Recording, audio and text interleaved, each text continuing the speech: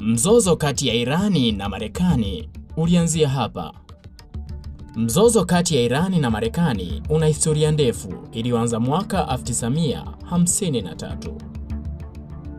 Wakati huo, Marekani kupitia shirika lake la ujasusi la CIA ilihusika kusaidia kuiondoa serikali ya Waziri Mkuu wa Irani, Mohammad Mossadegh. Baada ya kutaifisha mafuta ya Irani, Mfalme Shah aliyeunga mkono sera za Marekani alirejeshwa madarakani. Hatua hiyo ilipandikiza chuki kubwa miongoni mwa Wairani. Mwaka 1979, mapinduzi ya Kiislamu yalimuondoa Shah na kuanzisha Jamhuri ya Kiislamu chini ya uongozi wa kidini. Mwaka huo huo, wanafunzi wa Irani walivamia ubalozi wa Marekani mjini Tehran na kuwashikilia wanadiplomasia wa Marekani mateka kwa siku zaidi ya 400. Tukio hilo lilivunja rasmi uhusiano wa kidiplomasia kati ya nchi hizo mbili. Katika miaka ya 1980, wakati wa vita vya Irani na Iraq, Marekani iliunga mkono Iraq na pia kulinda meli zake katika Ghuba ya Uajemi. Mwaka 1988, Marekani ilifanya operation ya kijeshi dhidi ya malengo ya Irani ijulikanayo kama Operation Praying Mantis kufuatia mashambulizi ya mabomu ya baharini.